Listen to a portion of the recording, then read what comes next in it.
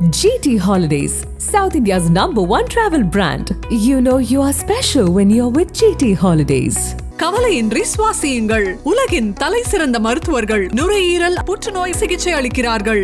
தங்கம் புற்றுநோய் சிகிச்சை மையம், நாமக்கல் மற்றும் கான்பூர்.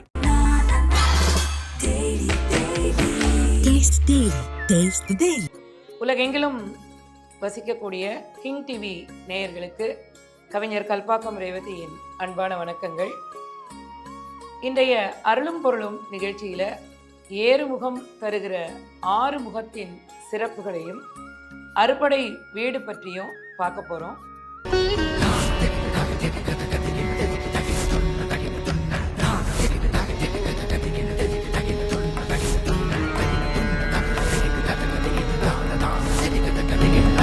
அறுபடை வீடுகளில் 2வது படை வீடு திருச்செந்தூர்.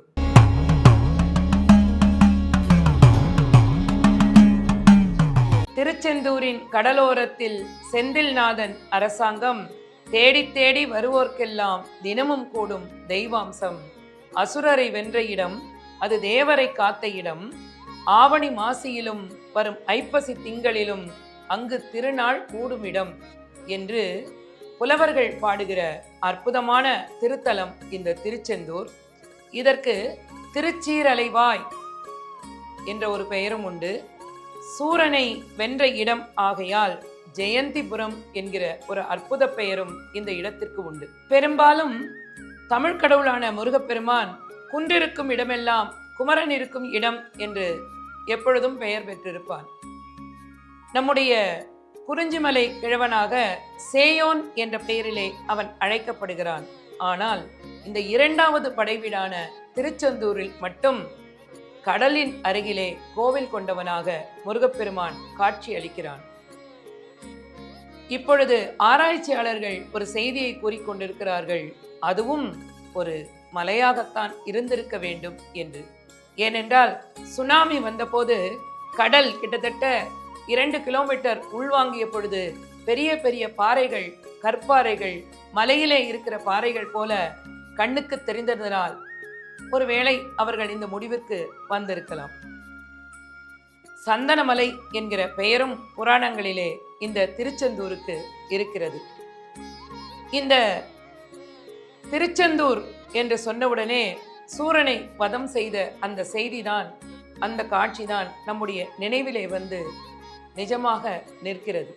சூரபத்மன், தாரகாசுரன், அஜமுகி போன்றவர்களால் தேவர்களுக்கு மிகவும் துன்பங்கள் நேர்ந்த பொழுது தேவர்கள் அத்துணை பேரும் சென்று சிவபெருமானிடத்திலே வேண்டுகிறார்கள், சிவபெருமானே, இவர்களுடைய தொல்லையிலிருந்து எங்களை காப்பாற்ற மாட்டீர்களா என்று தன்னுடைய நெற்றிக்கண்ணிலிருந்து 6 பொறிகளை உருவாக்கி அந்த 6 பொறிகளையும் ஓர் உருவமாக்கி கார்த்திகை பெண்களின் கையிலே தந்து கார்த்திகேயனாக முருகப்பெருமான் அவதரித்தார் என்ற செய்தி அனைவரும் அறிந்ததே.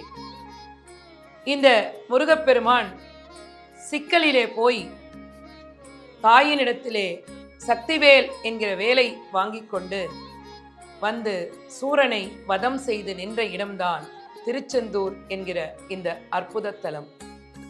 இந்த தலத்திற்கு வேறு பல பெருமைகளும் உண்டு. இந்த திருச்செந்தூருக்கு என்ன பெருமை என்று கேட்டால், இங்கே தெய்வானையை மனம் செய்து கொடுத்த பொழுது இந்திரன் ஐராவதத்தை முருகப்பெருமானுக்கு திருமண சீராக தருகிறான். ஐராவதம் இல்லாமல் போனதால் இந்திரலோகம் களை இழந்து போனது. அதனுடைய செல்வ செழிப்பு சற்றே குறைய தொடங்குகிறது. இதனை அறிந்த முருகப்பெருமான் மீண்டும் ஐராவதத்தை திருப்பித் தருவதற்கு முனைகிறார். ஆனால் இந்திரன் ஐராவதத்தை திருப்பித் தர வேண்டாம், ஆனால் இந்திரலோகத்தை பார்த்தபடி அது இருக்கட்டும் என்று கேட்டுக்கொண்டாராம். இன்றும் ஆடி மாதத்திலே வெள்ளை யானை வீதி உலா வருகிற அந்த அற்புத காட்சியை நாம் திருச்செந்தூரிலே தரிசிக்கலாம். வெள்ளை யானை இருக்கிறதா என்ன? இல்லை. கோவில் யானைக்கு மாவு பூசி வெள்ளை யானையாக அலங்கரித்து ஆடி மாதத்திலே அதை திருவிழா அழைத்து வருகிற அந்த திருக்காட்சியை காண்பதற்கு 1000 கண்கள் தேவைப்படும். ஆவணி மாதத்திலே மும்மூர்த்திகளின் உருவமாக திருச்செந்தூரிலே குடியிருக்கக்கூடிய முருகப்பெருமானுக்கு வெள்ளை சாத்தி, பச்சை சாத்தி, சிவப்பு சாத்தி என்று 7ஆம் நாள் 8ஆம் நாள் திருவிழாக்கள் சிறப்பாக நடைபெறும். 3 மும்மூர்த்திகளுக்கும் உரிய நிறங்களை கொண்டு அந்த பெயர்கள் வழங்கப்படுகின்றன. அதிலும் அந்த பச்சை சாத்தி என்கிற விஷ்ணுவின் நிறத்தை கொண்டு முருகப்பெருமானுக்கு அலங்காரம் செய்வது பேரழகை தருவதாக இருக்கிறது. இந்த திருச்செந்தூருக்கு செல்லக்கூடிய பக்தர்கள் எல்லாம் நிச்சயமாக ஒரு பிரசாதத்தை கட்டாயமாக வாங்கி வர வேண்டும். பன்னீர் இலை பிரசாதம் என்கிற பிரசாதம் தான் அது. பார்ப்பதற்கு வேல் போன்ற வடிவத்தோடு இருக்கும். அதிலே 6 நரம்புகள் ஓடிக்கொண்டிருக்கும். அதிலே விபூதியை மடித்து தருவார்கள். காசநோய் உள்ளவர்கள் கூட அதிலிருந்தே விடுபடலாம் என்று நம்முடைய கதைகள் சொல்கின்றன. திருச்செந்தூருக்கு செல்லக்கூடிய அத்துணை பேரும் ஒரு விநாயகரை வழிபட்டாக வேண்டும். தூண்டுகை விநாயகர் என்பதுதான் அங்கு இருக்கக்கூடிய விநாயகருடைய பெயர். கல்லடி பட்டாலும் கண்ணடி படக்கூடாது என்று சொல்வார்கள்.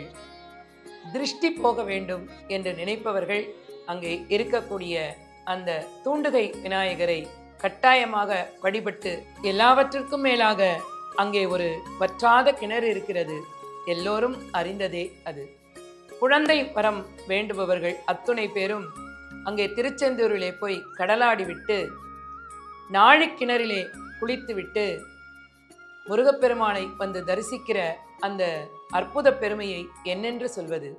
இந்த நாழிக்கிணறு என்ன சாதாரணமானதா? சூரனை வென்று முடித்த பிறகு தன் வேலினால் கீறி முருகனே உருவாக்கிய அற்புத கிணறல்லவா அந்த நாழிக்கிணறு. என்ன ஒரு ஆச்சரியம் என்றால், கடலுக்கு வெகு அருகிலே இருக்கக்கூடிய அந்த நாழிக்கிணறு எப்படிப்பட்ட பஞ்சகாலத்திலும் வற்றுவதில்லை என்பது ஒரு சிறப்பு என்றால், அதன் தண்ணீர் மிக சுவையுடையதாகவே எப்பொழுதும் இருக்கும் என்பது மற்றொரு சிறப்பு. இங்கே முருகப்பெருமானுக்கு 2 மயில்கள் சொல்லப்படுகின்றன. குழந்தையாக இருந்து கைலாயத்திலே விளையாடிய பொழுது இந்திர மயில் அவருக்கு வாகனமாக இருந்தது. சூரனை சம்ஹாரம் செய்த பிறகு சூரனை தன்னுடைய வேலால் குன்று உருவி 2 பாகமாக பிரித்த பொழுது மயிலாக உருவெடுத்து அவன் வாகனமாக நின்றது 2வது மயில். இந்த 2 மயில்களும் இருக்கும் இடம்தான் அந்த திருச்செந்தூர் என்பது ஒரு மிகச்சிறப்பு. இந்த திருச்செந்தூரிலே இன்னுமொரு அதிசயத்தை நாம் பார்க்கலாம்.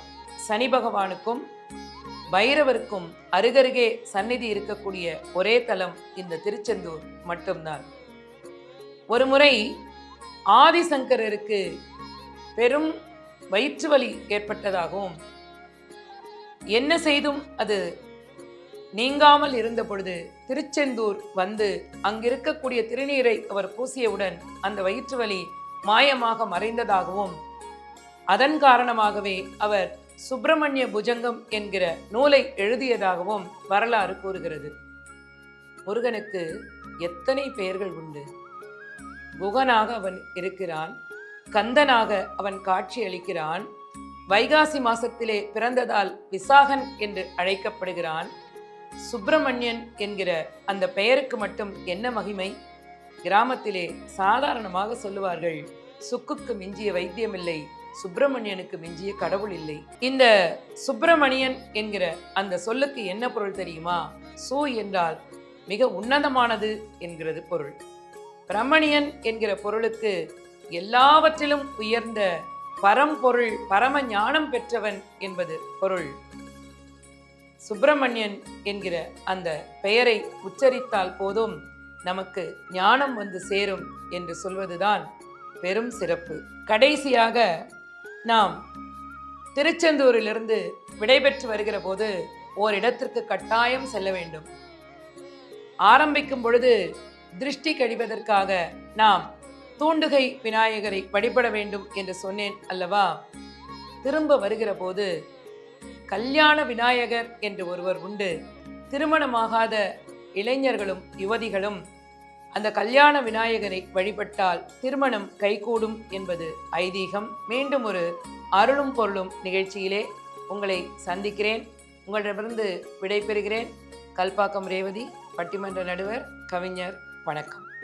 GT Holidays, South India's #1 travel brand. You know you are special when you're with GT Holidays.